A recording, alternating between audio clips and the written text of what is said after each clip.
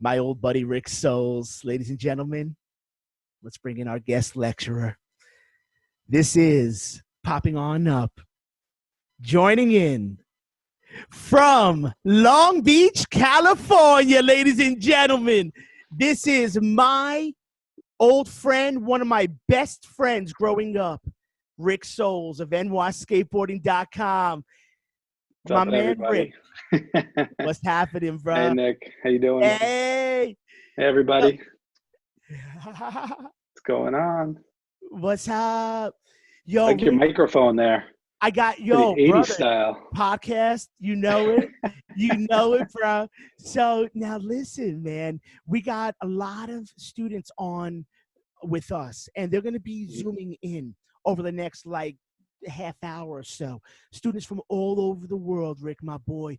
Now, ladies and gentlemen, you already have got a nice intro to who Rick is.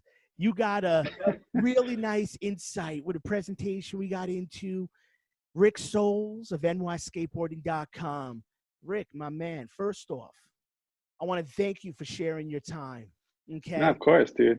Brother, I don't know if you're going to be out and about. There's a lot going on right now. I figure you might be home a little bit, working from home, doing what you do. So I was like, this might be the time to catch my brother right now, man. When he's home a little bit, maybe working from home, because I know you're doing some pretty big work down there, brother. So listen, man, let me jump into this, bro. Okay? Sure. And we'll take this interview style, but we'll go any direction we'd like. I have some set questions on my side. I already know. Written down on paper. You know, written down. Awesome. Yo, bro. I just got done speaking to these brilliant individuals, my brilliant colleagues here. Students, as I've made a mention, some are graduating, some I'll see around campus, be graduating within the next couple years or so. But brother, it's like, I was just making the point, the digital world, who knows what could happen? You know, we grew up in a time period, it was pen to paper. You know, remember the first aspects of branding you were getting into, all the crew back in the day? When photocopy machines first came out, we could use a photocopy machine, ladies and gentlemen. And we were pumped. That's how I ended up in that magazine, man, for snakeboarding, by utilizing a photocopy machine that I didn't know how to use. And then I had to snail mail it. I told my students this. I had to snail mail that to Cali. That was at the trade show, bro. We did it in Columbus Circle, where Trump Towers is now. Yeah, right across the street, And you skated with some of the pros. Mike Frazier was on the ramp, Matt Hoffman, BMXing. I'm calling tricks. What was happening with that? Yeah, I was that like was fun. 18. That was a good. It was formative, brother. A lot has changed too, and it's interesting because I went to college up there years after that, and so where that building was like a huge kind of like big warehouse type space for trade shows and stuff.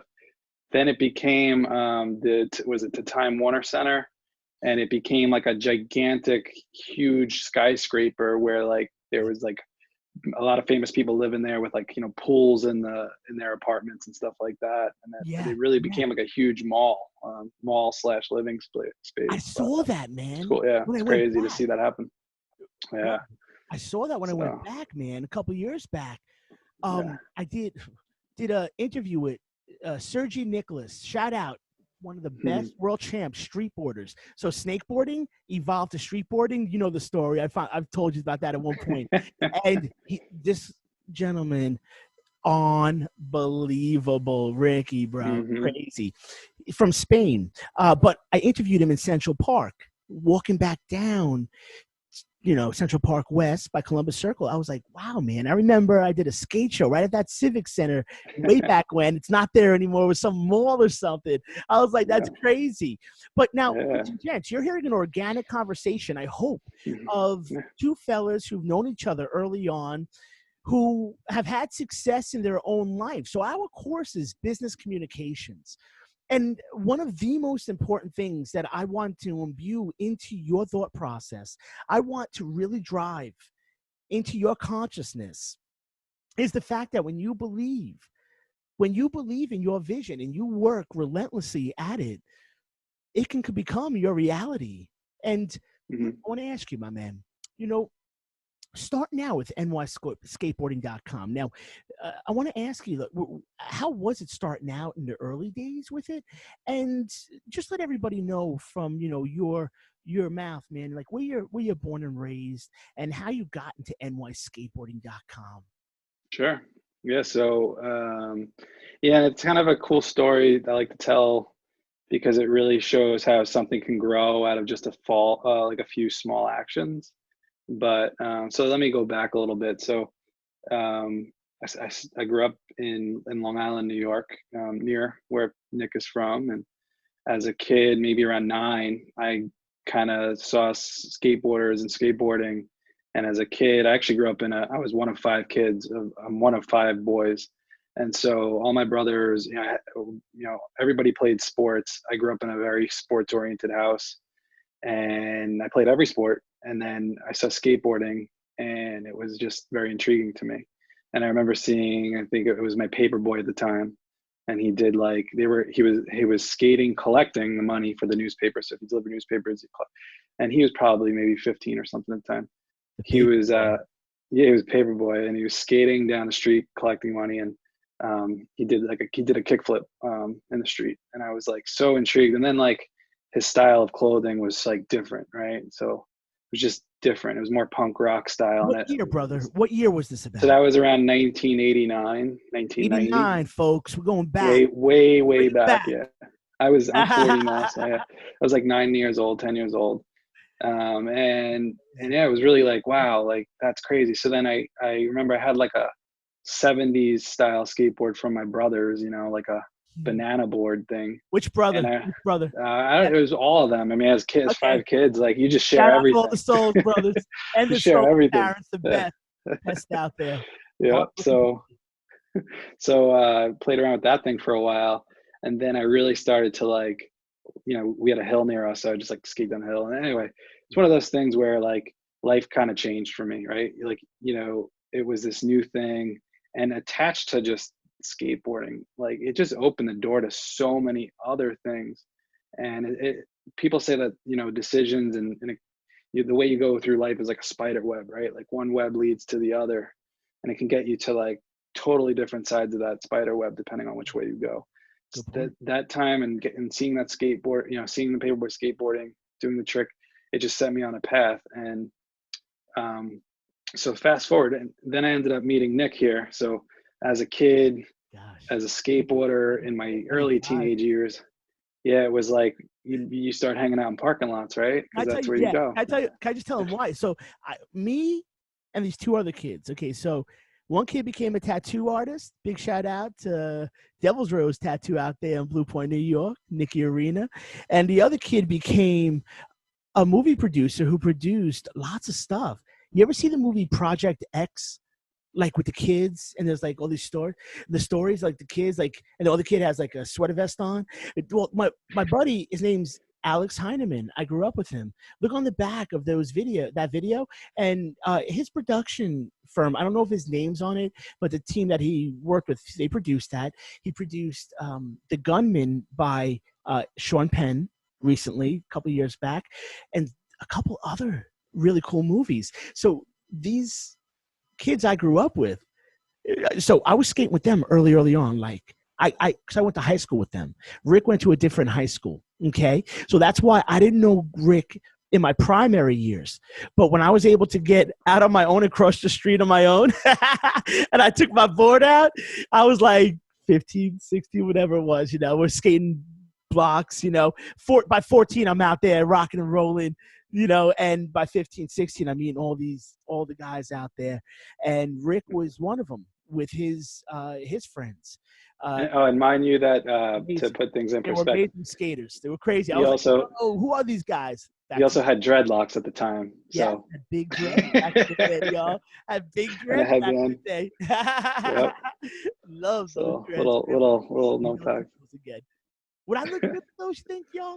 Should I go for the dreads? No, I don't know. I don't know. My face, it's Dreadlocks are a way of life, man.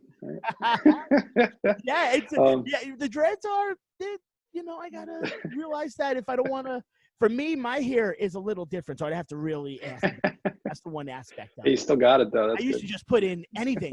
I was just anything Yeah. that can make it like go together. I was like, here we go. Yep. Some paste. No. So I'd have to do this formal this time, brother. Well, I apologize. yeah. No, so either way, so we start as a skateboarder and we start hanging out, going to parking lots and stuff like that where we'd skate. So we would go to the parking lots to skate. Other people would come to hang out. Eventually, now we're younger, so we're like 15. So now you start hanging out in parking lots. And anyway, Nick was part of another crew that knew about. I think it was like a Kmart parking lot that we would go to. And I think then he came around and he had this snake board, and we were like, what the heck? Right, y'all? Yeah, like, what is that thing? Right? I see you. I showed you the snakeboard in class, right? Videos, stuff like that, or maybe I've showed some pictures. So that snakeboard, you know what? Let me ask the missus, sweetheart, can you just grab this real quick? I'm just gonna grab it. I'll hold it up real quick. Keep going, bro. So when we see him roll up on this thing, it's kind of like a snowboard, but it moves. It's kind of like a wiggle stick, like one of those wiggle stick things that you'd see today. But it was like a more like professional style thing. It wasn't a skateboard. It wasn't like a toy wiggle stick. It was a full on, like you're strapped in to a skateboard. And actually Nick here was pro, so he was one of the first people to kind of embrace it as a new thing to do. And I've seen Nick here do handrails, like large handrails, do huge like launch ramp jumps. So anyway, he totally like wowed us with this new thing. We're all skateboarders, and skateboarders are pretty protective about skateboarding, and they're not really into like other stuff usually. So yeah, they took me in. Yeah, we took him in. Yeah, they took me in. I got to tell you, it's true. So anyway, and then we were all kids from the streets of New York, all regular kids from those streets. So like we all spoke that talk that we were talking. So that's that snakeboard, y'all. So I would strap my feet in.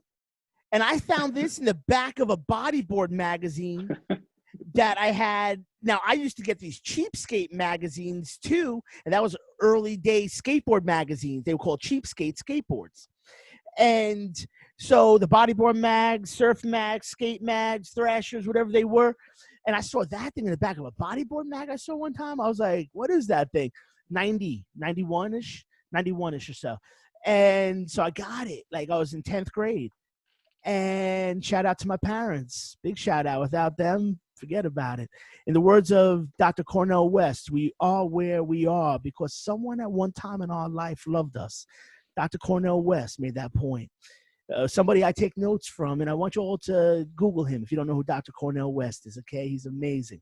An amazing speaker, an amazing intellectual, but check him out too. So whether it's a family member or friend, somebody, and I had a lot of friends infuse love back when we were like early teenagers, and my man right there is one of them right here. That's why. Well, talk about Spiderwebs. So the meeting Nick here. Yeah, keep going. And to think about now, you got if you're all in his class, you know the energy he has. And I think you're what, mid-40s now? Imagine Nick being like 15 years old. He's chilled out right now. Yeah. He was a live wire. And I could say that when I go back to that spiderweb concept, like, man, he took us in a whole different direction. And he had it. He was like one of our first friends with a car, and that car, it took us everywhere. Like he literally, like, it would be on empty all the time. Yeah, we didn't have enough money to fill it. Like, tell him how we filled the tank, bro. How do we fill the tank? Change. He would go to this one gas station and they hated him because they knew that he was going to give them change. Sometimes they wouldn't even sell it to me. Sometimes the dudes wouldn't sell it to me. They'd be like, nope. They'd be like, nah, dude, you got to get real money. I'm like, come on, man. Well, let me tell you, back in the day, though, gas wasn't $3, though. It was like 80 cents for a gallon. So it makes a little more sense, too. So if we threw in 50 cents, it's like a half gallon. That brought you a couple miles to a friend's house, so you make it around. But we were going a couple extra miles, and we would skate from the city to the Hamptons.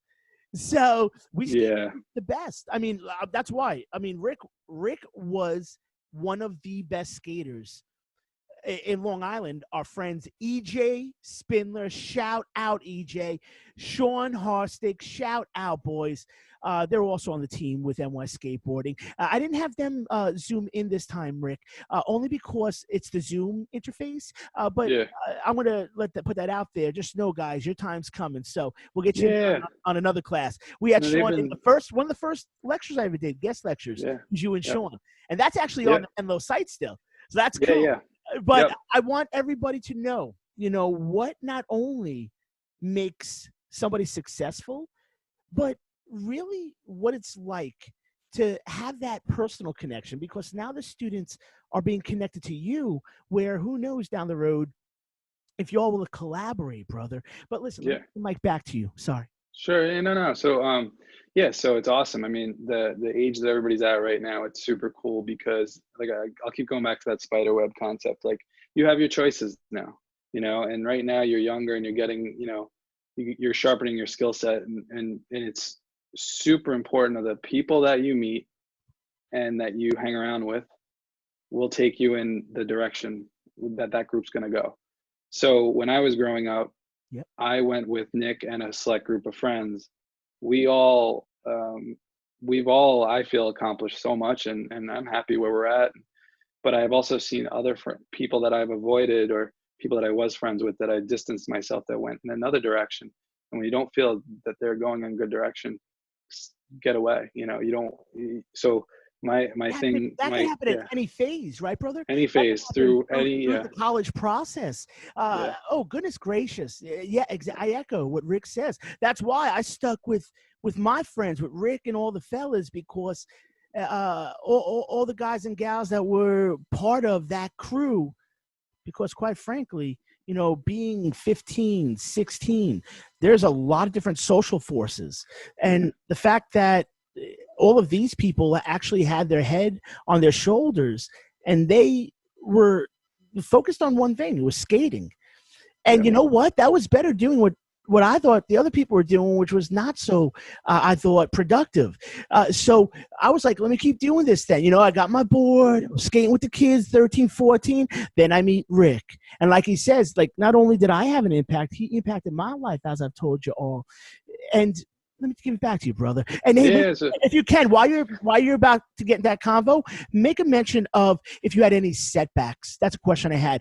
So setbacks. so as you're Oh, about to get into whatever you're saying, evolve that to any setbacks with NY skateboarding, not just NY, so but with NY skateboarding okay. specifically.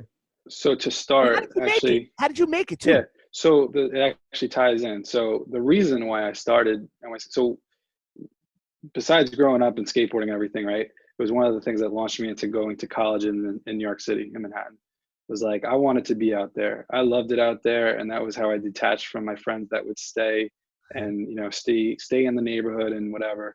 I went to Manhattan and I got a really cheap apartment in Bushwick, Brooklyn.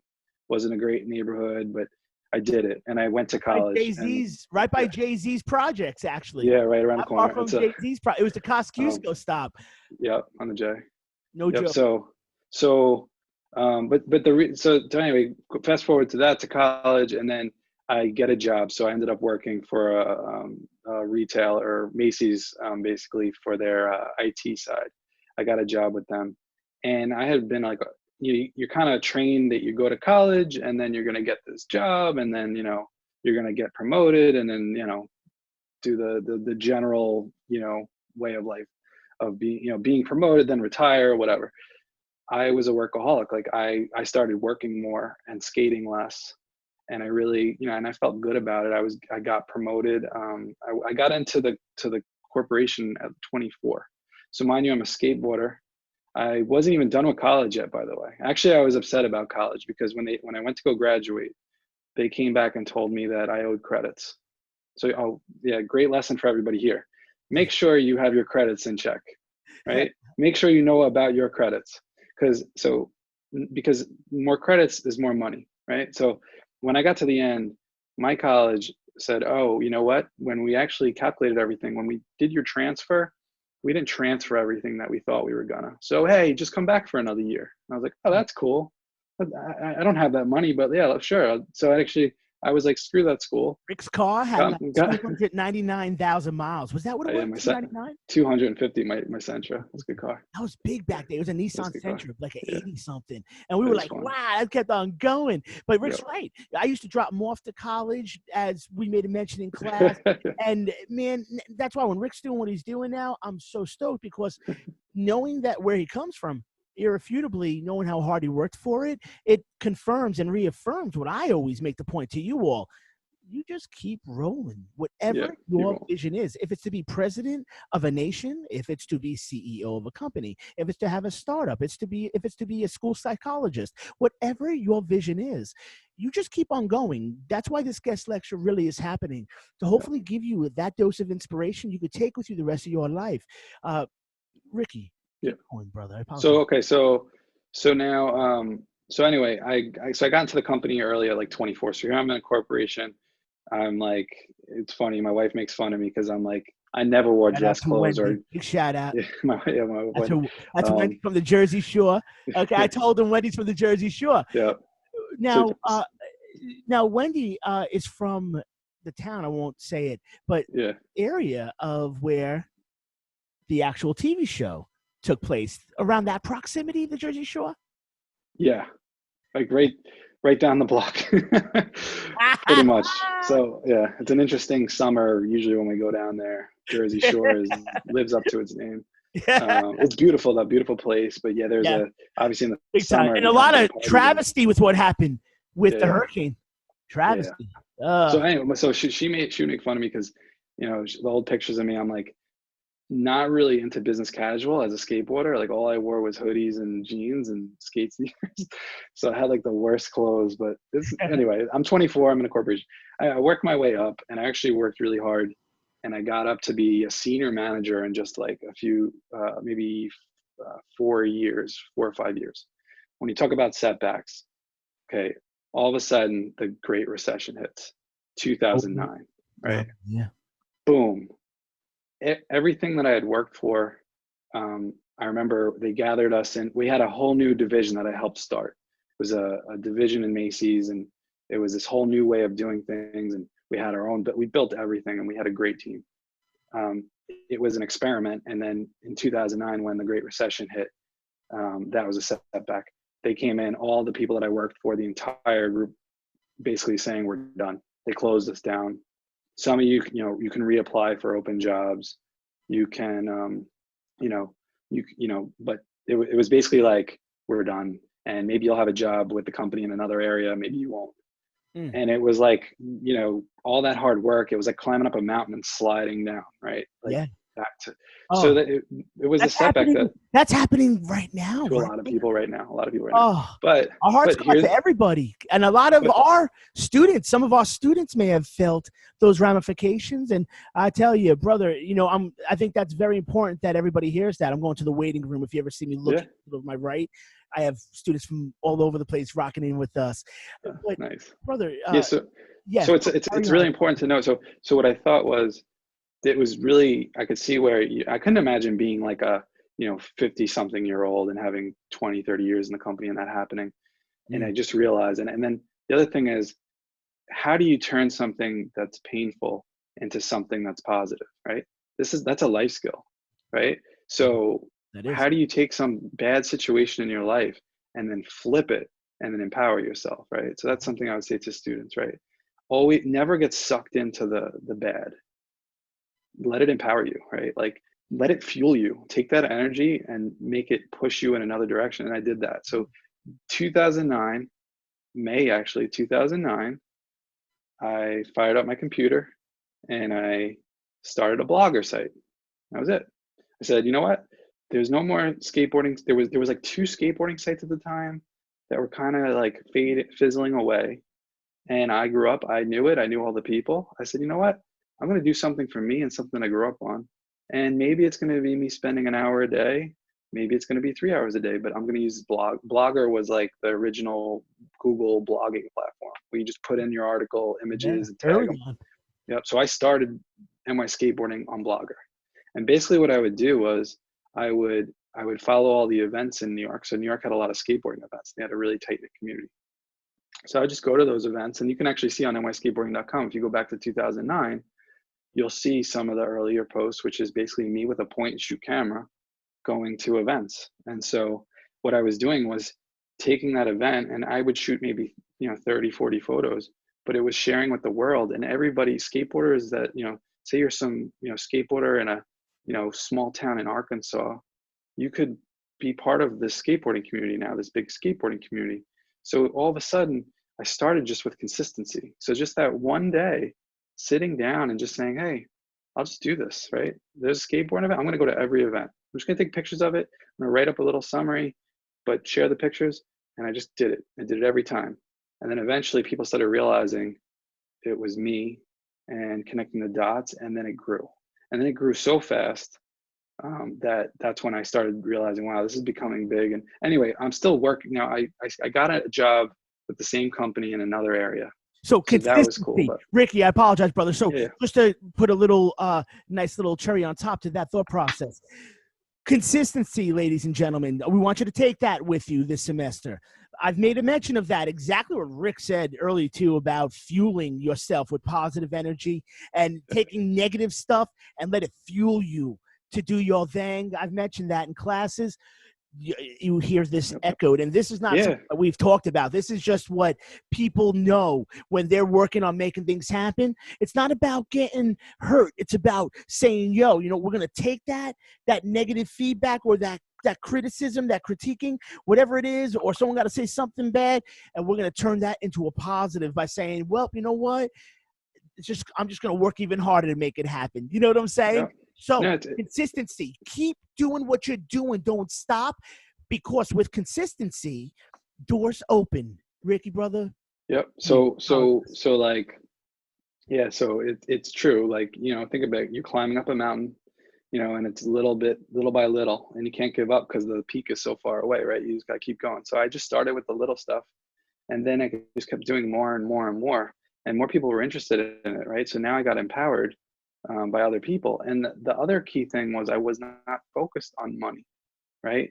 If you're focused on the money part, that's a different thing, right? So money, of course, you need it, but the way I was able to do and get involved with a lot of things was through volunteering my time, right? So I was taking photos of events, and I wasn't charging people for them, but they could use them, right? That helped them gain more momentum with their events, right?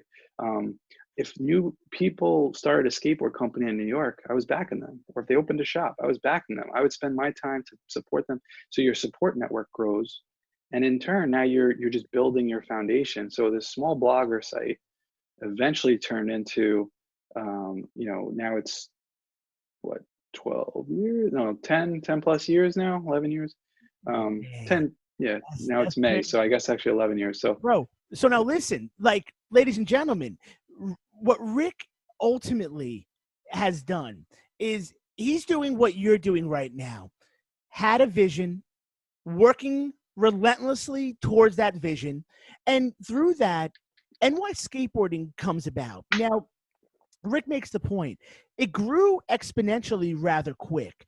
And Rick, brother, now you jumped on Facebook with nearly 200,000 likes or followers. 250,000. How did that happen, brother? How did you get all those people? What happened? So that's the other thing. Always be ahead of the group, right? So here's where I stepped ahead of like the big, like Thrasher magazine or Trans World, the big ones. I was able to maneuver quickly because I was able to kind of embrace the new technology. So I used Facebook a lot, and that gave us a lot of traction. This is before they locked it down. So at one point, we had 250,000 fans. And when I would message things out, the metrics on that was insane.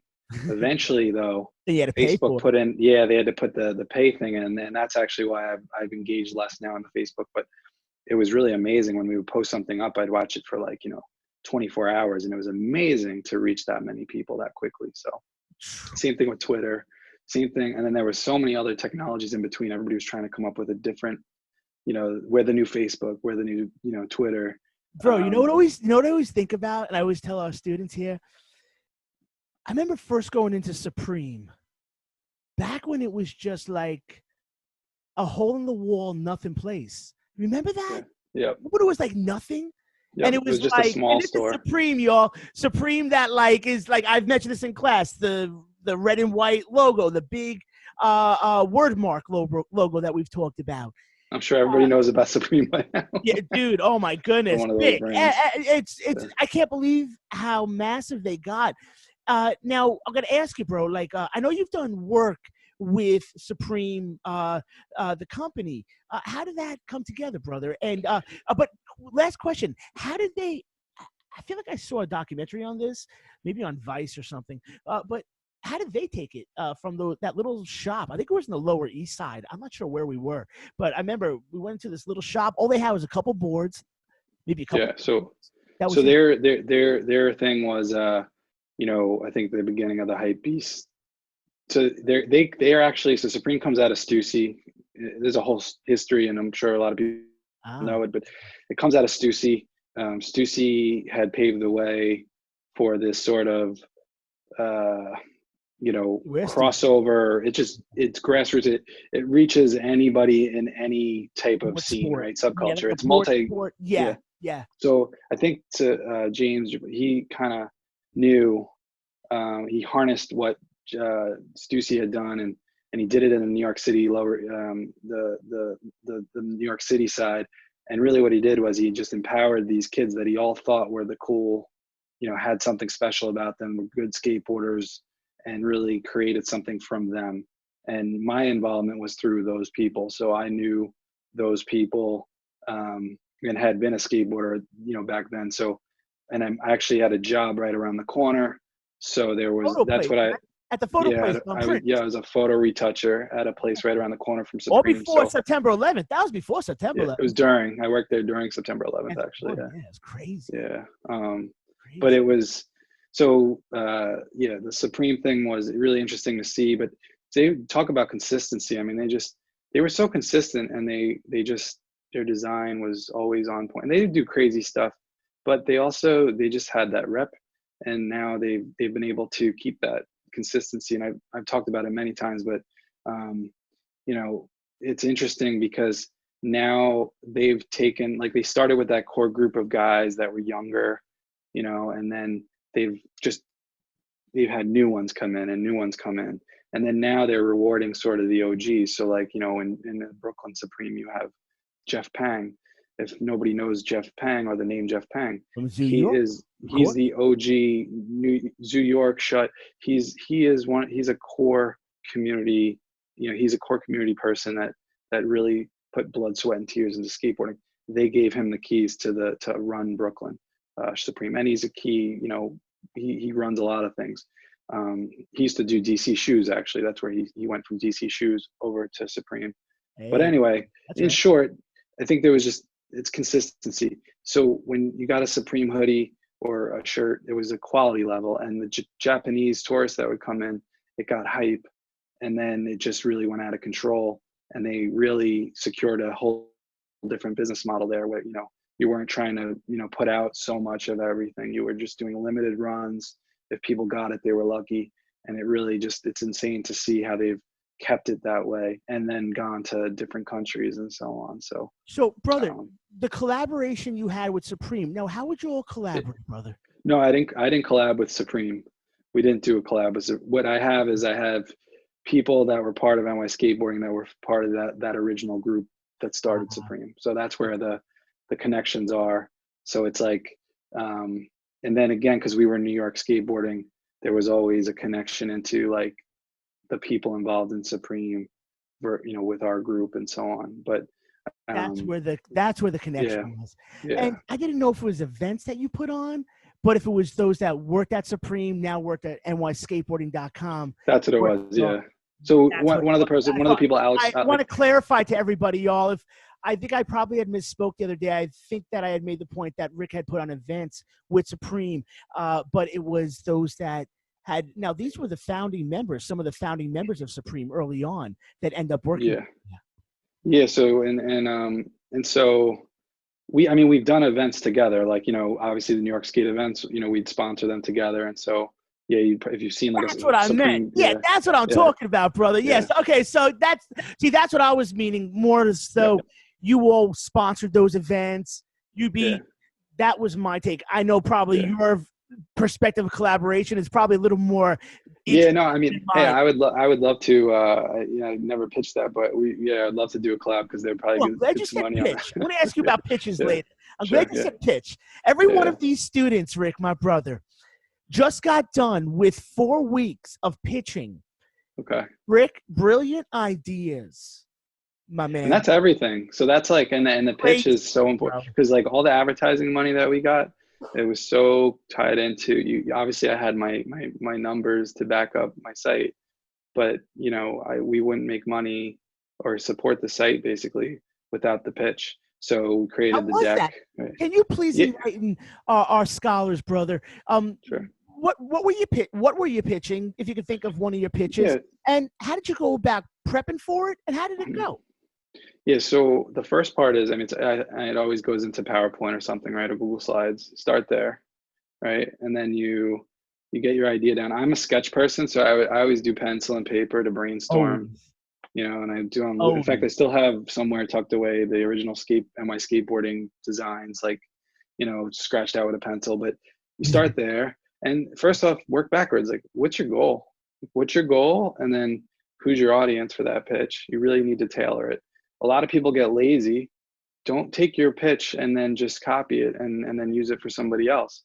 Tailor it. Like, what is that person or what is that company looking for, right? What's going to interest them? So for my side, it was a lot of companies wanted to sort of be introduce their whatever they were coming out with, say like sneakers or stuff like that. There's a good core group of people that skateboard in the New York community. Okay, like, we're a community leader, we're involved in every event, so you want to, this is what we have, and then in our pitch is who we are, what we can offer you, and what it would take to do something together. And that's where the pitches would, we go that route, and then basically just do a lot of the times, sometimes it was in person, sometimes on the phone, sometimes through email actually. But yeah, Interesting. it's How just did they that need. go? What was that? What was that like? Yeah, so it's really more of like, think of it this way. Who you're probably pitching to is not the one that's a decision maker. They're going to take it to a decision maker. So if they're talking to you already, that means they probably want to do business with you, Interesting. but they're going to have somebody else above them is going to sign off on it. So you need to find out what boxes they need to check, what goals they're trying to achieve, and tailor and make sure that it's drilled into their heads that you're not only going to check the boxes that they need, but you're going to go over and extend yourself to more than just that. And that's how you'll get the win, because they're just going to be the messenger. And if they're armed fully and every checkbox is checked and you're going above and beyond, then it's a done deal. The other thing is, one pitch can result in many more successes. So in some cases, we did one pitch and then we had somebody supporting us every month for a fair amount of time. So it was just renewals. So there's that aspect of it as well. Ricky, So. brother, I was just checking on a question that you made a mention of just now. And, it's when you pitch those ideas, you made a mention about tailoring those pitches. Mhm. But I had a question that we talked about for weeks in our class, all right, my scholars. So I'm going to sort of like touch on a couple things that we've mentioned also in our class. So it's not just a total organic flow, but there's some ideas that we covered within content. Rick, man, so I'm going to give you a 5-minute quick write, which is I start off every class with like 5 minutes for the students to delve into their thought process and answer, respond from their perspective, whatever I pose, what question I pose. Interesting. Okay. So one question, brother, is now you got to realize Rick and I used to rhyme, all that stuff. See, long story. We won't even get into it all. Very happy we didn't have Instagram back then. Very happy we didn't. Yeah. If we had IG back then, ooh. Yeah, me like a 6'5" little skinny man, and you with your dreads I told rapping everyone on you're like about Instagram. 6'6", 6'7" or so, and I showed them pictures. It's cool, but brother, appreciating. See, listen, you grew up in New York, so you know, whether it's different mindsets, different cultures, different paradigms, creeds, whatever it is. How do you think, brother, business, the world of business for you became Mhm. navigable? You were able to navigate it a bit easier due to the fact that you were somebody already assimilated to appreciating cultural diversity. So the idea Yeah. of diversity, brother, like how did that play into just the way that you communicate with people? Super important, and that's what I mean. I love skateboarding for that reason alone. Skateboarding broke down the barriers of like, oh, I'm Yeah, this and you're that's right. that, That's right. and it just like I don't see the world through the lens that unfortunately, a lot of other people do, where you kind of see it's us versus them. For me, it broke down. So, we grew up right, like I mean, we had friends from all different all different groups, and it really you become a better person the more you know. I feel, and if you watch Hate Thy Neighbor on Vice, I've noticed a trend there, and it's usually people that are not mixed in with other people tend to hate the other type, right? It's like a scapegoat. It's like I don't know Lack anybody of with green exposure. eyes, Lack but of exposure. I always tell yeah, everybody, if we just expose difference to everybody, difference from what we are, from what we believe, yada yeah, yada, that exposure bridges the world. Apologize, yeah. brother. And we're all humans, right? We all have red blood, but it's like some people again would be like, oh well, I don't know anybody with green eyes, but those green eyes people are blah blah blah, and it's really it comes down to yeah, it's just but so through skateboarding, it was like it breaks down all the barriers, and from music, and then just growing up skateboarding, you go to a friend's house and he's from a different culture, and you just different food, different music, different everything. I love that. I mean, I live in Long And you go Beach skate, in and you California go for that skate, reason. and you just Yeah, chill, and you yeah, just talk to one another the way that we're talking. That's yeah, how everybody talk to one another. And Ricky, we had Immortal Technique on the show, bro. Everybody knows the Subjective Perspective show. There's my little shameless plug. Gotta throw it in there. You know it. yeah, So we had Tech on, and bro, it's so cool to like hear it from everybody. The fact that when you grew up in the New York area, it's not about really what you look like. Yeah, I know sometimes the fashion could be a thing, but it wasn't about anything other than the way that you communicated with somebody. If you could talk to talk, it didn't yeah. matter what your background was, what your socioeconomic status was. Didn't matter about any aspect, because you could jive with everybody. If you could talk with the crew, you were in. And Yeah, that and that's just meant that you were from this understanding of a way of life, this subculture, which happened as through the medium of skateboarding. yeah, it was crazy if you think about it in like a perspective with people, right? If you think of somebody else as an extension of you, so like when you're behind somebody in the grocery store and you're annoyed, like you know what, like everybody around you could save your life at one point. If you fell down and had a heart attack, that person that's annoying you for whatever reason, you never know, you don't know them. And I think it's probably just built into our brains, right? Like hardwired, that tribalism thing. But you become a bigger person when you kind of can get away from that. And that's, I think again, go back to skateboarding. It allowed me to talk to people maybe that I didn't grow up with, or all the people or the neighborhoods that we went to skateboarding. We were always welcomed with open arms, and you didn't have a fear like I'm sure other people would, to go places, because it was always we just with our friends, and we stayed here, and vice versa, like other people staying with us or rolling with us to different places. It broke down, and I'm happy that I don't look at the world the way unfortunately some other people do, but that's just I guess that's humans are humans, and And we Ricky, all brother, do. Yeah, it's cool because now with the advent of the internet, so we mentioned we're from the New York area, the New York City area, Long Island, just outside. It would be the same thing as being in, like, gosh, not Daly City in San Francisco, sort of like Menlo to San yeah, Francisco. That's about how far.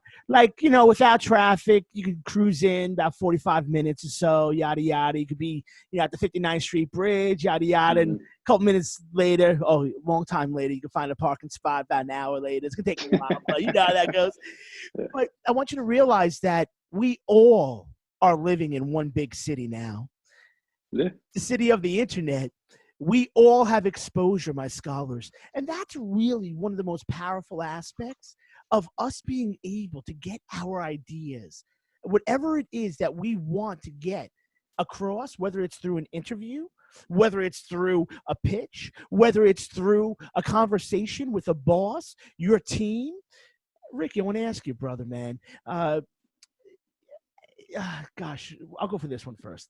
Okay. Your day job. Okay, you mentioned your day job briefly. What do you you don't have to say the company, but what is it that you do so now NewYorkSkateboarding.com was your labor of love, and it's doing its thing. We'll get to all the cool stuff. I know we want to talk about, but what was? So I started as a web designer when I was in college. Actually, it was funny. I went to school and I graduated with a BFA. Actually, to go back to that old story, I did eventually go back. So lesson learned for anybody, if you're getting to those final credits, make sure you get it over the line, because I actually had a situation where I had a job opportunity and they did run a check on me, and it did come back that I didn't graduate literally because of 2 credits. Wow. And I got rejected for that job. And that was like 2000. So it was maybe 5 years later, or 5 years after I started. But long story short, if you're getting to the end of graduation and you get stuck and tangled in some of those things, just get it done, because it was a lot harder to go back and then do those classes again. I mean, it was kind of cool because my company paid for those credits. I did a college tuition thing. That was kind of cool, but that sucked that I didn't get that job, and they do those checks, especially now.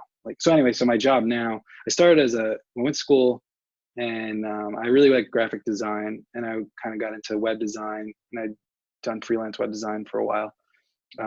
Then I actually ran for Macy's. I did Mac support, so all the Apple computers and stuff like that, Photoshop, all that stuff. I was ran the support teams for that. Fast forward now, 2020, I'm a senior project manager. Congratulations, for technology. Sir. Congratulations. So, thank you. Yeah, that all comes from this young man drawing little sketches of logos when he's 14 in his notepad, showing all his friends, and having a vision. That's why I speak with such conviction, my scholars, because I know that your success is paramount to the success of everybody on this planet. Just think, if you could resolve an issue right now, if you had the insights to resolve issues ranging from, obviously we're dealing with a terrible issue of a pandemic, to insights that could be shared with the world of business, helping individuals save money in some capacity, saving $100 a month, that could be. Yeah, well, in general, if you're gonna work, at some point in your life, you're gonna realize you want to do something. Yes, you can make crazy money, but you also want to have, be proud of what you do. And that would be my one other piece of advice is if you really like the job you're doing, not really like it, but if you're into the job and if it's a good situation, it'll empower you, you'll do better. I've seen too many people get stuck in the 9-to-5 jobs that they hate, and everybody here you're going to meet these people, or maybe you already know them, but every company I've worked in, you go to the water tank or whatever, or get a cup of coffee, and there's always that person complaining how they got to get out of this place. This place is horrible, right? They'll complain every single day. And then when it comes down to when there's layoffs, they're holding on like a life raft. It's you know what? Save up a little bit of money, try to, if you can, and leave. There's nothing. And so I did that. I've done that twice now. If you're not getting the opportunity that you deserve, you move on. It's like dating, right? It's not too many people are stuck in this, oh, this is my high school sweetheart, I got to stay with them forever. That's not how the job market is now. It's how does that person treat you? What kind of person is that person turning you into, right? Same thing with a job. And I've seen so many good people go down the tubes because they're just stuck. They think they're, no, always go somewhere where you're valued. Simple as that. And stay with the same thing with relationships, right? only be with people that value you. So Right. That's right, brother. I don't want to get too crazy and deep, but that's just No, my own. hey, that's why we're here. That's why we're here. That's why DeJosie does what he does, brother. Hey, I told you my parents sold the house, huh?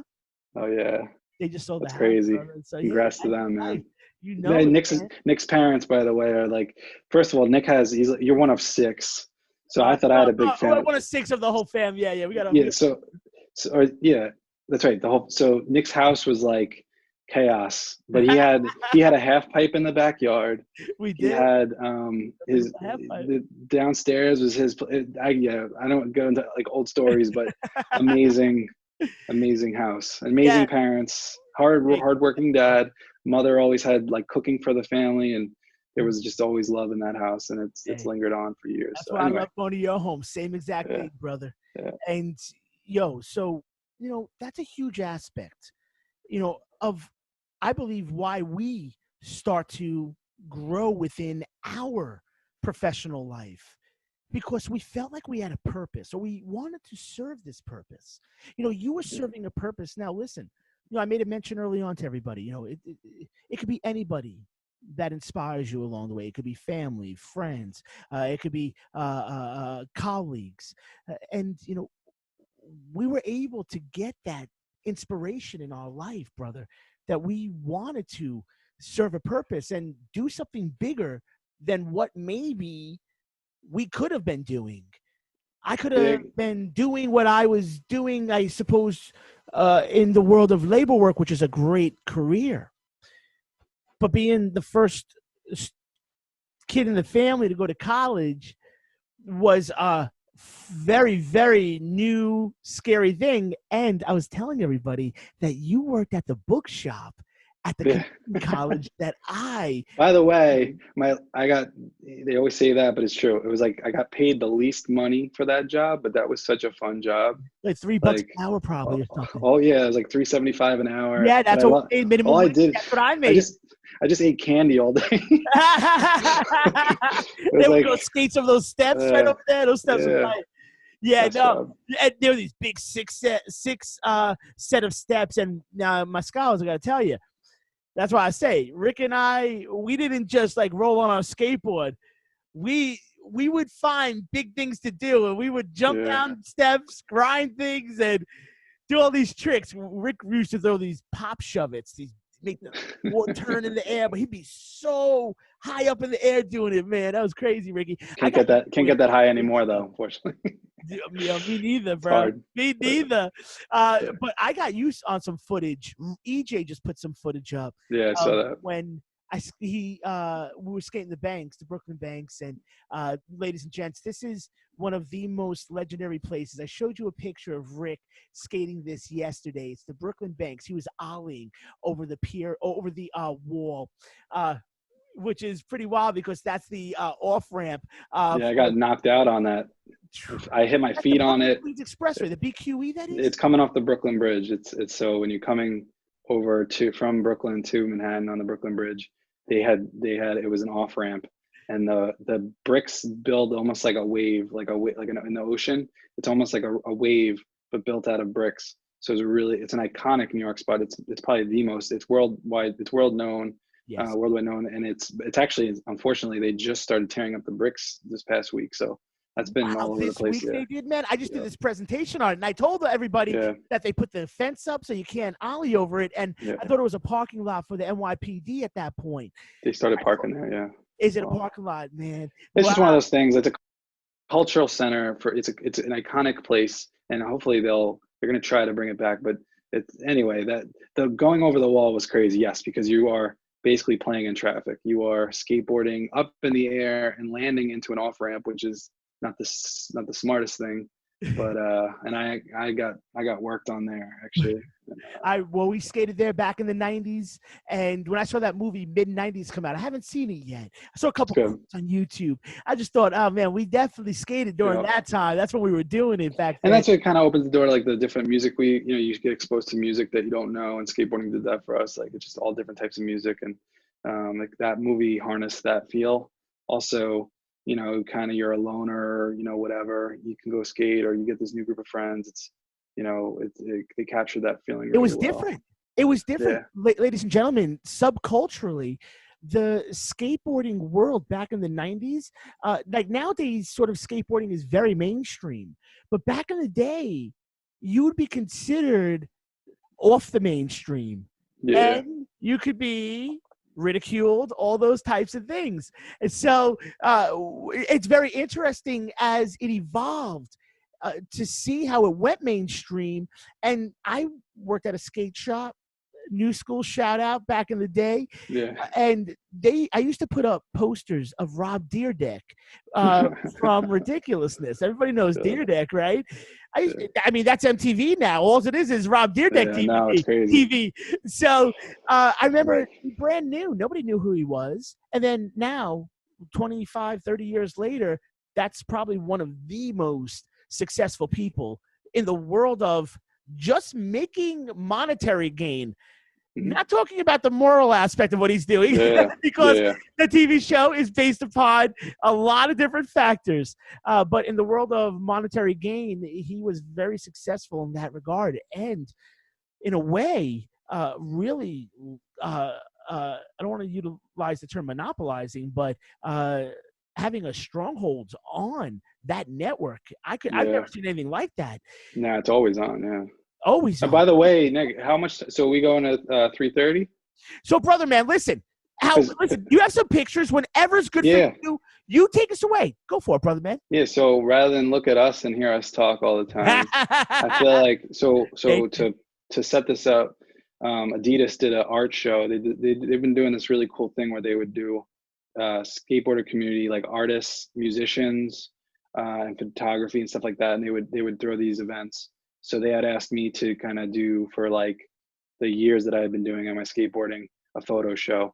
So I had picked my favorite photos out of hundreds of thousands of photos, and thought it would be cool to kind of run through some of them with this group, and you kind of see where, again, me as a 9-year-old kid, and then all through everything where I landed, and kind of some of the memories. So let me go ahead and share. And actually, I'll switch my AirPod here because it just made that little. Thank you for this. Little noise. Ladies and gentlemen, this is Rick Sulz of nyskateboarding.com. If anybody's into the skateboard world or wants to follow some cool stuff, definitely check out Rick, nyskateboarding.com. You'll see some of the coolest skaters. You got to give me access to share. Yeah. This is the story of the semester with me sharing these slides, brother. Okay. Good? Should be good. Okay. All right, let's go for it. All right, so I'm just going to pick through some of these, but I think this would be fun, and just, it's always fun to look at photos, right? Right. So, and just bring you into the skateboarding world a little bit too. So this place here, right? This place is called the Autumn Bowl. This was a warehouse in Brooklyn on the waterfront that a bunch of skateboarders put their money together, and we literally just rented it.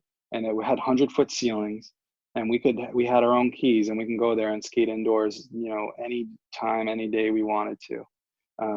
It's one of those places I would have never have been if I didn't skateboard. Really crazy place. I probably have black. Where was that, Rick? Where was that, brother? In Brooklyn, in Williamsburg, Brooklyn. The Domino Sugar Factory, a few buildings down, and actually, is that the L train? It would be off the Greenpoint Ave stop on the G, actually. G train. So it's kind of in the middle of nowhere, kind of out in the cut. But it's interesting because the entryway to it is where Jay-Z shot his 99 Problems video, and there was a lot of music videos shot there as an alleyway. But I'm just going to zoom through some of these though. And so here is that EJ we were talking about. So this is a 4th of July. So there's Steve Olson here, and he's like a pioneer of skateboarding. He for Santa Cruz, and he's Steve Olson is an OOG. So and then this guy here, Dante Ross, he's the one that produced House of Pain's Jump Around. He's produced Public Enemy. He has a Grammy on his mantle. He is people I would probably have never met. This guy here, Rick, really sad story where he quit. He was a chef in an amazing New York City restaurant, a very popular restaurant. He quit to start a skate shop, and so that he could be closer to his 2 kids. And unfortunately, he actually got run over by he had an accident and got run over, and he passed away. But Oh, I really love that what picture. It goes was out shared to the everywhere, and family. Wow. he achieved his dream, and I see the Tragedy. happiness there, and it's special. There's some full circle things. So Eric Dressen Right here. there. This is a He Santa Cruz skater right there, Yep, Eric Dress. Santa Cruz. Yep. And so I grew up, it's full circle. When I was 9 years old and I got one of my first boards, it was his board, his pro board. Ah, So fast forward 20 that's something, so 30 cool, years man. later, I'm with him. And then this is one of my best friends here with his, and he actually tattooed. So if you see that skate or die font, that's Eric Dressen is the one that designed that. That's his style, that skate or die. And so that's my friend got his tattoo with him. My friend over there too also runs the Vans skate team now, so I'm proud of my friend Frank. Give a shout out, please. Yeah, shout out to Vans too, and my friend Chopper and Frank. Like Vans is one of the coolest companies. Steve Van Dorn, who owns it and runs it, is such an amazing human being. And Big shout out. yeah, this is a park under the bridge, the Manhattan Bridge. Tony Hawk Foundation came in with Nike and a bunch of other things, and they redid the whole thing. So this is an old park under the bridge, and it really is it's now the epicenter of New York skateboarding. Everybody goes there. It's called LES, aka Harold Hunter. Wow. There's if you ever see Huff or the Weed Sox, Huff the company, that's Keith Huffnagel. He's a New York skateboarder, grew up in New York, moved to SF, and he's really talented, really great skateboarder. Got to interview him, and that's from that That's a interview that big we brand. did. HUF's a big brand. Huff, Huff's a big brand. Artists that I've met, super cool. This guy Lou, he gets like baseball cards he does card series boards. Super cool. That's awesome. He's a really great artist. He's one of the biggest skateboarding artists in New York. Really talented. This is super cool. New York winters are hard to skate in, so this was a project where we basically we took over a warehouse, and bands actually put money in, and we built all ramps and stuff in there. And this is looking through the floor of the second level, and probably was some of the coldest skate sessions, but it was pretty cool. It's just what you can do when That's you so get cool. people together. This was our pizza ramp. We had an Adidas thing, and actually we couldn't get the plate in time, so it kind of. Tompkins? But Tompkins it Square was Park? that's Tompkins Square, and that was a pizza ramp that we built. This is super cool. This was sorry, just realizing that. Give me 1 second. Take your time, my man. Hoping So, I don't ladies have a and meeting right gentlemen, now. thank you all for being present. Thank you all for staying connected. And what we'll do is when Rick is done with the photos, Rick, if it's okay, I would love to open it up for a couple questions or comments from the crew. And man, I don't know the time frame for your brother, Yep. so whenever you got to skedaddle, I understand, man. Yep. Just know we thank you for this, brother. This is a joy, Yeah. man. So I'll give it like 2 more minutes. I'll run through some of these, just find some fun ones. This is kind of cool, yeah, because I realize I do have another meeting, but I could be late to it. So, this is World's Fair, the World's Fair Globes in Queens. This is the first time they broke the drain, and they drained this out, and they turned this area into a skate park. So what would once a street spot, the Chrome Globe, World's Fair. This was the first groundbreaking for their. They had built a park there, so that was kind of cool. That's incredible, brother. That's over by the World's Fair. Yep, exactly. Right near. Yep. This right here is in Arizona. Because of my friends at Vans, we got to hang out with the Vans China team, and we brought them to this super OG biker skater dude's house in Arizona. He had a 64 lowrider. That's a rad car. And so now we have some students from China right now. Oh, nice. Do you know by any chance? You may not know. What were they by Beijing or Shanghai? So these are guys that you're going to see like these are guys that you'll probably start to see, or you'll probably see them in the Olympics. Vans picks out some of the top of the talent, and so in China these were the top of the talent, and that's why they were out in Arizona for a contest actually. That is so cool. This right here, if you've ever seen Dogtown Z-Boys, that is Tony Alva. That's the Tony Alva. Skateboarding right now, we still have our Mickey Mantles and our Babe Ruths. They're still skating, so he's one of those, and it's kind of awesome to be able to skate with him. Tony Alva. Of homeboy Sean. Okay. Now that's Sean, everybody. Sean. I showed this picture the other day. That is Rick, EJ, and Sean grew up Sean and Rick grew up like a couple blocks from each other. They are the core of NY skateboarding. Now I see Steve Rodriguez. Is that up there, brother? Yeah. So Steve R is actually, you say, the core of skateboarding. I am not, and I don't think Sean and EJ would said that. We love skateboarding and we've been a part of it. But then you say core of New York skateboarding, Steve. And actually, the reason why I took this is because he doesn't drink, and the fact that he was holding a beer in his hand was hilarious. But and actually, Sean runs Sean Kellen here. He was originally from Hawaii. He now runs a skate shop in Southern California. Super nice guy, great skateboarder too, growing up.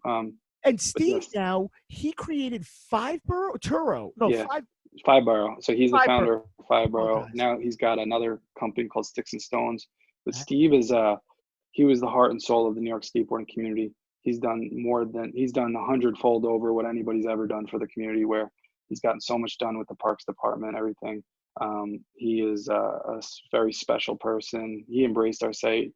He did a lot for us as well, and I still keep in touch with him to date. Really awesome guy. And he had early affiliation with Shut Skateboards? Screw actually was what I think. He was Screw, and they kind of said their Five Borough was like, they really wanted to do something a little different than Zoo York and Shut. So Five Borough was sort of something different. And that's a whole nother conversation. Yeah. Zoo York and all that stuff. Yeah, that's a whole. This is so again, just skateboard events. It was really cool to see what creativity people would come up with. So this was a bar, and they had this little back area. This is, to me, very New York, right? This little crammed in spot, and they just built the ramp, and everybody just having an awesome time. This guy was nose pick. It's called a nose pick. He was nose picking like 6 feet down into the ramp, and he just getting wrecked. But it's just super fun, and this just reminds me of like exactly the fun that revolves around the community of skateboarding in New York. Great photo. That's a great photo. This is fun.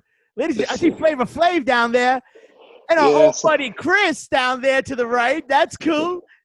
Yeah, so this is at Vans had their opening party, and they had Public Enemy play. My friend Chopper Dave, who's a big part of Vans. That was probably his dream to have Public Enemy play. So they play. It was so awesome to see them live. Now I don't think they'll ever play together. You had Chuck D and you had Public Enemy rocking at this. Yep. So this is in the VIP area after, and then amazing. Harry Jumanji is also a New York, like he's from Brazil originally, but he was an NYCOG. Incredible. And, he no longer is in the country, but that's just a really crazy photo. Here we have Spike Jones. Spike Jones, if not everybody knows, Spike Jones comes from the skateboarding world, and his core group of friends is skateboarders. So he actually, if you see Girl Skateboards, the company Girl Skateboards, he was a major player in that. And then also, side note, that the Beastie Boys, they actually, it was all connected actually. Beastie Boys Extra Large and Girl Skateboards, and it was all through Spike. So this is the Girl Skateboards crew, including Gino Iannucci and Mike Carroll. But this was at actually funny story here. So at this premiere, actually Kanye went, because Kanye and Spike are friends. So mind you that I am taking photos for the event. We're waiting out front, and I was like, oh, I'll go get a beer before there's a skate video premiere. So I have a camera around my neck, and I go to get a beer at the deli nearby. As I'm walking back, there's a Maserati that pulls up in front of me, and I'm kind of like looking in, and I see this guy get out, and this guy looks at me with like death eyes. And I was like, why is this guy like grilling me? And then like I walked past him, and then I went in, and then I realized it was Kanye, and I probably looked like a paparazzi, right? Because I'm sitting there with a camera on my neck. So mind you that my interaction with Kanye wasn't that good. makes sense. But, there was a picture. I saw, I think, Alec Baldwin there too. You got a lot of pictures. Was one of your friends? I saw you posted a photo a while back with Rosie Perez, and was she a friend that's married to Rosie Perez? So Rosie Perez's husband actually is a OG graffiti artist. He's actually the one that did the Beastie Boys "Check Your Head" tag, the Beastie Boys logo tag, and he's awesome. That's crazy. I met them together, at a dinner for G-Shock because her husband was doing a watch for G-Shock, and it was Rosie Perez is one of the nicest, most down-to-earth people I've ever met. She just hung out. We I talked would for a tell while. you, We hung everybody. out. Now that's our generation with many movies, and a couple Yeah, of our scholars knew Rosie Perez. So I wanted to just sort of put that out there. If I was talking about yeah, that Tuesday, yeah. She and here's one. So we talked about Jeff Peng before. He's as they get older, skateboarders it gets harder and harder to do stuff. But as you can see, Jeff is a really good skateboarder, besides injuries and so on. And now he runs Supreme Brooklyn. But there was a skate shop in Brooklyn called Homage, and he was ollieing this huge thing. So just a cool picture of Pang. 4 feet, 4 to 5. That's crazy. Yeah, and then there's Rodney Torres, another staple. So Is that there's a flat lot of guys. ground? Did he do that with a ramp or flat Yeah, ground? that's just flat ground. That's how good he was. Pang is no joke. To watch videos in 1993, Jeffy Pang on 411 videos, man. Yep. Forget about There's it. Rodney. 411 Video Love magazine. this photo. Rodney Torres 360 flipping to fakie. Rodney's a 100% skateboarder. Now pop that picture up for a sec, Yeah. brother. Now that guy, ladies and gentlemen. Now you correct me if I'm wrong, brother. Was he one of the creators of Zoo York? No, he wasn't. Not right. He got onto it and had a board. Okay. He's known as the King of Queens. Okay. So when you talk about Flushing Globe, Rodney was the king of that spot, and he's notorious. He runs Toro, New York, which means bull. So he's the king of Queens, and he's part of the heart and soul of New York skateboarding, definitely. All these people, ladies and gentlemen, this is just a joy to see some of these big hitters coming from Rick's personal camera. And these are people that Rick will work with, mingle with, collab with, do what he does with nyskateboarding.com. Who's this now, brother? That's Muska. So a lot of people know Muska from the video game. Huge name. Chad Muska is probably one of the biggest names coming out of, now I know he's SoCal, and I forget exactly where out of SoCal Muska's from. Watson maybe or something? I forget. Okay. This one right here, this is kind of cool. So this is Tyshawn Jones. He's the biggest name in skateboarding now, and he's insane. This is when he was a kid, and he was just a little skate rat with ripped pants, and now he rides for Supreme. He is balling now, and he's great, very talented skate. He got Skateboarder of the Year last year. Wow. And it's just amazing to see him from young kid with nothing to really coming up. So and then this guy here, Alyasha, this guy is really the brains behind a lot of underground hardcore styles. So like Fat Farms, New York, Alphanumeric. This is the guy. So he's still actively behind the scenes for fashion. He's still developing for those companies. Still like he's got his hands in everything. Everybody knows him. He's one of the coolest dudes ever, and got to skate with him at the Astor Cube, and took a picture of him doing a slappy. But just style, dude. St. Mark's, the great area, man. Big fan. So, and then there's the Globe. That's just one of those. That's the ledge and the Globe, but that's by the historic World's Fair, ladies and gents. One of the most iconic places of mid 20th century America. Hey, Rick, man, I just want to say, brother, your photos just got me pumped to skate, man. I want to skate right now, bro. So what this? So this one was there was what was the event called now? It's a really cool event that they were doing, which it was like I forget the name of it now actually. Where was it, in Queens? It was in Brooklyn. I'm totally forgetting. That's a lot of people there. That's a whole lot of people. Yeah, no, so I'll skip this one. I forget the name. So what you do is you put on these events. NYSB puts on these big events with collabs with, could be Supreme that works with y'all, or Zoo or Toro or Harold Hunter Foundation. So you all put on these big events.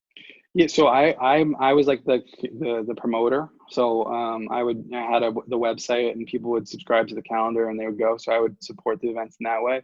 But then skate shops and then or skate companies in New York would all get together and do a lot of these events, and that's where it really had a great event culture.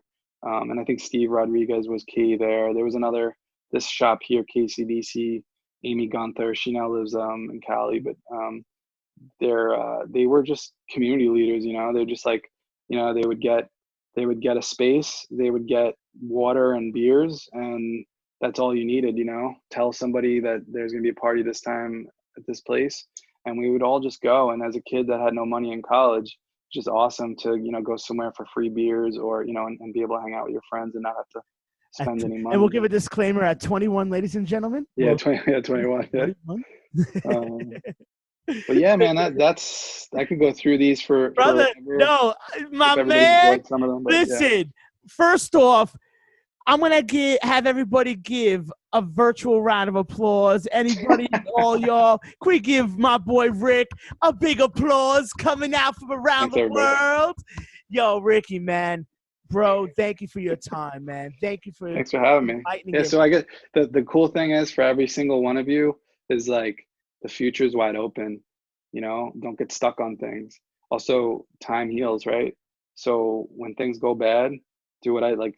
I don't look back at 2009 and remember when I lost my my senior manager job, right? I look at it when I started my site. Like take the bad things in your life, switch them, empower yourself. Only you can do it. And that's it. And that'll take you in that other part of the spider web. You start hanging out with people that are going to go down in a bad path, like, that's your decision, of course, but my recommendation is always try to better yourself, better everybody around you. The best version of ourselves. I say that, Ricky, my boy. And, ladies and gents, so you got to realize, I'm going to give you all a moment too, if you have questions, comments, ideas you want to throw out to Rick. But I want to say this. So, Rick, man, the way I talk to you is the way I talk to our students, the way I talk to pretty much everybody. It's one of those things. Now, listen, there's different aspects of the way that you'll conduct uses of diction. We know all that good stuff. But I want you to realize that authenticity, okay, my scholars, we've talked about being you. Being you. There's only one you in this world. So I just want to reaffirm that. If you haven't heard that in a while, you're special. You're important. Like Rick makes the point, you gotta realize your value. Every one of you are valuable in the world of business, yes, but in every aspect of your life, you are valuable. With all of that said, Rick, that's why, man, I actually, make this point often, but I say, you gotta really love what you do. You gotta enjoy. I love what I do. The fact that I love what I do allows me to do this. I don't have to get paid. I love this. I hit the lotto. I'm lucky. And you know where I come from. You were always our teacher growing up. Pick was always the one reading crazy books and talking about, I feel like I probably got a piece of you in my brain, right? But I think if anything, his positivity, and it's always been, everybody always asks about Nick, 20, 30 years later, everybody still asks about you. People love, the positivity and your energy. And that's something that not everybody has that. I definitely don't have that. Yo, bro, honestly, I'm telling you, I got a caffeine gland, ladies and gents. And it just keeps throwing crazy caffeine my way. But you know what it is, Ricky? Like you're saying, I'm glad that you could paint the picture for all my scholars here. This is me. This is who I've been. This is how I've been. Who you are. Yep. And we did a thing early in class. And then I'll get into the question and answer. Try to get out within. Sure. Oh yeah. So for you, but we did a comparison of or discussion of compliance versus help me out. You can conforming, being conforming. Okay. Yeah. And I was like, well, listen, you don't got to conform your life to anything, but comply in the workplace. Do what's expected, right? But don't change who you are for anybody. You go to the workplace, you got to wear a certain attire, you got to use a certain use of diction for whatever it is that you're conducting business with. And so you do that, right? But then you leave the business place and you remember who you are. Because there's people later in life, my scholars, and I'm just sort of planting this seed. 30 years down the road, I was performing with my wife at Stanford University, and I rock and rolled. You know how I do it. I rock and rolled and come off a stage, and a table, probably 18, 19-year-old students at Stanford called us over. Like, come on over, Went on over, and the one young man was like, he's like, man, that was really cool. That was really good. He's like, you seem like you have it all figured out. He's like, how are you the way you are? Like, how do you see it like that? How do you see the world like that? Like, you feel very confident. You seem confident and happy. And he's like, my family, they live in that mansion right there, and they are at each other's throats. How do you? So I'm thinking maybe he's asking if there was something that he could help as a catalyst to help with that issue. Yeah. And I said, hey, listen, man, I'm somebody who's an honest person. That's the first thing. I think it's honesty that probably allows me to be as open and with what I say. That's probably the first thing. Yeah. I don't hold anything close to my chest. You know what I'm saying? I'm an open book, really. Yeah. So that's one aspect that allows me to speak the way I speak, my scholars. But when he said that also, he made the point that what I had to say it was important. The ideas that I said, his friends were talking about, and it carried on outside of the performance area. But I made that point to him. I want to make it to you all, my scholars. When you believe in your words, other people will believe. That could be good and bad, right? If we don't have the right intention, if we're dishonest, and we're just pulling the wool over people's eyes, forget about it. Speaking dogma to the world, our opinions construed for fact, that could be a big issue. But I say that to you because I want you to recognize you may not feel as though people believe in your vision or see what you see. But I just want to make that point. The more time you put into, as Rick says, sharpening that skill set, whatever it is that you're seeking to bring to fruition, whether it's to be a CEO of a company, a school psychologist, any aspect of what you want to do, it's going to require you embracing the good and the bad, as I mentioned earlier. Realize that bad may come your way. There may be difficult times in the business place, but ultimately that can hone in and sharpen your character. So you don't want to push away, but you want to embrace it all and recognize by staying honest through it all, by doing your best, really, that's all it is. It's about doing your best throughout that process. By the time you look back 20 years later, as I look back, I started college 96. So 2020 we're in, 24 years ago. I look back and say, thank goodness I'm doing what I'm doing. I am so happy in my life. And it doesn't mean I needed monetary gain, though I'm very lucky to have a wonderful career, which is what all of you will be having. But I just want to put that out there, my scholars. And Rick, thank you for echoing that, my man. That's true. I think honesty is, I'm easy with that, right? It's easier. Honesty is easier. Yeah. When you're honest, in the words of Abraham Lincoln, and when you're honest, you don't have to remember a thing a day in your life. You know what I'm saying? You just keep on flowing. My scholars, what I'd like to do for the last couple minutes, if there's any questions, comments, ideas that you'd like to, throw at Rick, anything at all you'd like to make a mention of. Everybody's waking up now like, oh no, what do I got to do? I know, everyone, thank you. I know my first class, you hear a bit later. My second class, you hear a bit earlier. Thank you all for coming together during this time period. But just wanted to put that out there, my crew. If you want to snag the stage up, I'm going to pass the mic for a second. It's yours. Give you a second. I have to pick up my blanket, actually, that fell. And Ricky, you're the man, brother. And Thanks for having me on. It's cool. Hey, brother, listen. It's always nice to reach out to people. Yeah, I know, through everything we're dealing with right now. Yeah, man. I couldn't imagine being like the one thing to the elephant in the room, right? Everybody that's going to college right now, it must be super scary to be like, okay, well, the economy's going down and this and that. You know what? Honestly, I heard the same thing when I was in the end of my college. What should keep you through is like, it just takes one job. All you got to do is get one job. It's you. So you're not, if you're a factory worker, okay, there's some numbers there, but for the most part, just keep trying and, it'll be your time. And like I said, when I was coming out of college, I remember they were like, it's funny because when I signed up for my college, they were like, oh, we have this number placement where blah, blah, blah. Like they had this book they pulled out. I remember it was like the job book. And I was like, oh, this college is crazy.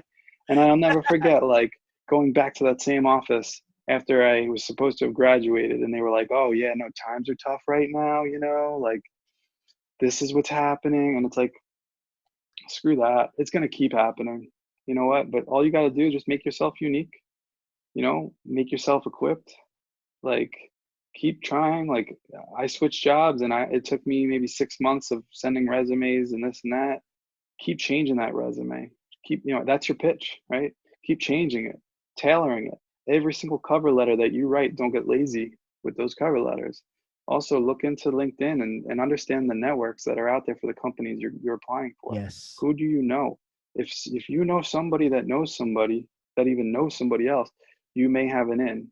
You can get past that hurdle, but it's persistence, and that's really what's gonna make everybody here successful. Is when you get out of college, yes, you don't just like get the keys to some new job and you're done. Now you've been prepared. You've gone through boot camp. Now you're gonna look for a job. You're gonna try to find a company that you're gonna want to work for, and try not to settle. I get it financially. There's things that have to happen, but don't get discouraged.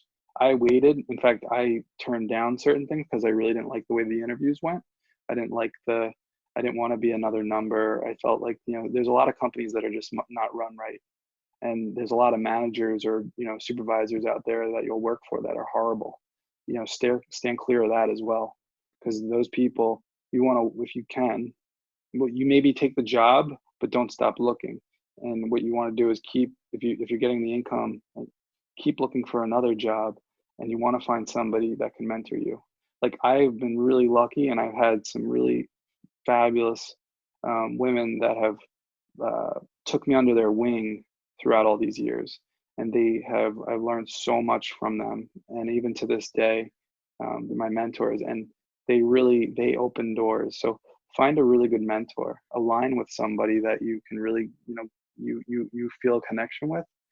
If you don't have that in a job place, it's again, I'll go back to the relationship thing. You need to know what you want.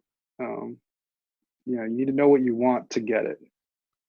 Yeah, so yeah. And Rick, man, that's cool, bro, that you make that point, because really, it's okay to realize that we don't know it all. Like there's people that I would reach out to in the world of education for guidance when I wasn't sure about something. So it's okay, my scholars, as Rick's saying, to find somebody who may give you that guidance, a mentor, somebody who can give you some perspective. You already know I'm here for you all. And they protect you too. They'll protect you. That's the other thing. Big time. Rick, that's a great point, brother. And don't get discouraged about this, anybody that's graduating this year, which is going to be memorable. But the other thing is, like my company right now that I work for, they're thriving, right? So there's a lot. If you look at the news, the economy and everything is in a bad situation, but there are companies thriving, right? When the market share shifts around, there are people there's companies that are growing. My company, that they're growing. So again, don't get discouraged by the news. It's only one job that you need. You just need that one job. Think of it that way, right? Hey, Rick, brother, right now, a lot of people need to hear that, because it's scary, especially talking about just the college aspect, and really letting our students know that college is important. Don't stop. So here's the thing. So I have like one more student loan payment. I think I'm almost done. I'm 40. Congratulations, almost done with your student loans. Yeah. I keep adding on so one thing I would say is if I realized how much money I was spending, because it kind of is behind the scenes into your student loans and stuff. I really wish I would have paid attention more. I wish I wasn't always Know what hungover classes you're or like, taking? I yeah, know. sleeping in the class or not, soaking it in. Like, man, I that's my know. other piece of advice. Absorb it. It's Yeah, expensive. and Rick, I got to tell you, it's such a joy for me to give every one of these individuals and every one of these brilliant students huge kudos. I mean, Rick, we have really some of the most brilliant minds Awesome. in the country, in the world, brother. We have people from all over the world right now, all over the Awesome. world that are zoomed in with us. Okay, and I won't call anybody out specifically, Cool. but I see you all here, Yeah. and I mean, in terms of academics, athletics, in our division, the the best, brother. Some of the best That's right. athletes. We're very lucky, and we are, as you know, the school you've done a guest lecture back in 2014, 2015. You and Shawnee did that, Well, it's brother, way back 2014. when. Geez. Dang, that's a long time ago. Now, this is a school that really has some of the most visionary individuals who are students. And when we talk about technology, we talk about what Silicon Valley offers. Every one of these students right here are going to be contributing, brother, as leaders. It's awesome. And because of your insight, because of the inspiring words that you share today, brother, these are words that I believe will live in our students. And at the very least, recognizing that you can create a company based upon what you love to do and your vision.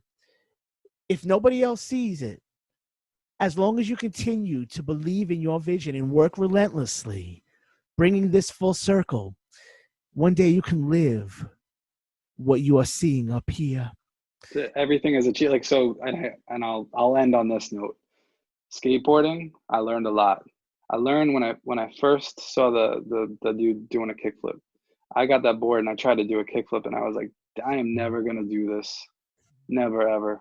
And that opened up the concept for me of really you can kind of do anything. It just takes, you have to make sacrifice and you have to put the time, the blood, sweat, and tears into it. But if you want to be a millionaire, you can. There's no doubt about it. There's Easily. there's Every paths to one of do these it if that's what you students want. could be millionaires, multimillionaires, If you want that. billionaires. They can get the B's. They got that. But yeah, but again, it's money isn't everything. But what do you want to achieve out of life? Yes. To Yes. just figure out what your mountain is. And How do you we just define start success? climbing it, man. Yeah. That's So what I was that's my talking about on Tuesday. I was talking about that, brother. Every person's definition of success could be very different. It could be you want to live a bit more modestly, contributing to a community locally, or it could be something where you're really eager to get the mansion on the water. Either way, be anything. all good. It's just about where you put your energies. Yep. That's what's going to get you there. And my scholars, remember this. The quicker you're able to focus your energies specifically on what it is that you want to manifest into reality, the quicker it will start to come into fruition. Okay? That means this. That means maybe having to not go to outing with a bunch of friends one time because you got to get something done for the business or for a college class. There's certain sacrifices that we have to take, but that will get you quicker to where you want to get to. So quick story about sacrifice. So when I started on my skateboarding site, one fun memory was we started a best line in New York contest. It was an online contest that we did, and I'll never forget that. Steve Rodriguez actually helped. He did a whole premiere event and did a whole thing at a theater in New York City where we were going to show all the skateboarding lines, and then we were going to award the person $2,000 and whatever. So talk about sacrifice. I was all excited. I'm like sick. And then my wife is like, we're not going to be here then. And I was like, what? She's like, yeah, we're going to Coachella. Like, we're going to be in California. And I was like, oh my God. So mind you, went to California. And now, mind you, I had to put the whole video together for this whole thing. Wow. All my friends are out at the pool. Everybody's hanging out, having a good time at this house at Coachella.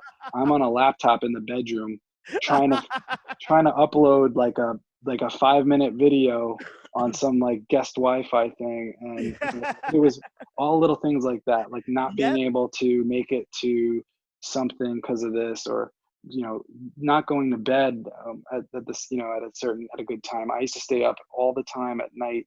Most of my skateboarding stuff was done between 9 and 1 a.m. I would answer everybody's emails. I would post for as many days ahead as I could. And so it's just like things like that it all adds up to the success. But you're not going to get nothing unless you put in something, right? So anyway, I'm going to end on that note. I realize that I missed my meeting. That's a great point.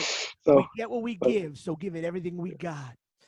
Ladies and gentlemen, thanks everybody. What I'd like to do is bring down this guest lecture from my brother, Rick Sulz, coming out of whole Brooklyn, Long Island, New York. And I want to say, yo, Rick, man, you're getting applause from everybody from around the world, everybody. Brother. Really, that was such a joy, my man, for you to be able to take time out of your day to not only speak to us, but to be candid and to let us recognize that we could do it, man. Our vision matter. And again, don't get discouraged with this whole thing. With again, all you need is one job somewhere. So just make yourself stick out. Make yourself a better choice for somebody else that has that job. Just do that. That's it. If you can't sit around and be like, oh, the job market's bad, blah blah blah. You need to put some work in to make yourself unique and better than the person next to you. Simply put. So don't get discouraged. It's there. And it's going to happen. This is now, and they'll use it. But again, since I graduated, I think it was like 2003, 2004. It was the same thing. It's just like a cycle. It's like, oh, the job market's down. Okay, and then it goes back up, and then it goes back down, and then and there's it's just part of the economy, the way it rolls. So everybody just stay true to yourself, and you'll be fine. So you know why I love you, man. Because you've been true the whole time, my brother. Thanks, Nick. You too, man. Happy to see you shaping some good minds here. You're Ricky, brother, you know how far we've come, and you know how much further there is to go, brother. I'll never forget your wedding, because it was 105 degrees. Yosemite we were at, ladies and gentlemen. Wedding in Yosemite. You know it. I took a picture of the thermometer because it was an outdoor wedding. It was 105 degrees. We had a good crew too. We had a good crew. We had our officiator Alex, who you can see in Teen Titans Go. He was what's his name? Control Freak in Teen Titans Go. Also, we were just watching a movie not too long ago called Pumpkinhead 2. He was in Pumpkinhead 2 also. Right. And he was in Charles in Charge. He was one of the children in the TV show in the 80s. Charles in Charge. Big shout out to our great friends from Salinas, California, to our family from the East Coast all throughout that came to Yosemite.